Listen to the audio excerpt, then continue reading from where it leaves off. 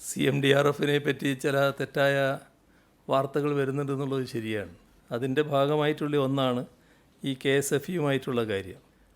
Social media വഴി നടക്കുന്ന ഒരു വ്യാജ പ്രചരണമാണ് CMDRFിൽ നിന്നും KSFEക്ക് ലാപ്ടോപ്പ് വാങ്ങാൻ 81,43,00,000 രൂപ അനുവദിച്ചു എന്നത്.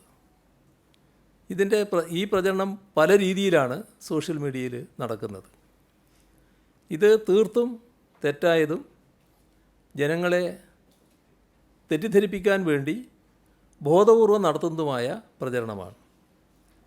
ഈ തുക കോവിഡ് കാലത്ത് സാമ്പത്തികമായി പിന്നോക്കം നിൽക്കുന്ന വിദ്യാർത്ഥികൾക്ക് പഠനാവശ്യത്തിനായി ലാപ്ടോപ്പ് വാങ്ങാൻ KSFEക്ക് നൽകിയ തുകയാണ്. കുടുംബശ്രീ പ്രവർത്തകരുടെ വിദ്യാർത്ഥികളായ മക്കൾക്ക് ലാപ്ടോപ്പ് വാങ്ങാനുള്ള വിദ്യാശ്രീ പദ്ധതിയും വിദ്യാകിരണം പദ്ധതിയും സംയോജിപ്പിച്ച് സർക്കാർ 81,43,00,000 രൂപ KSFEക്ക് നൽകി.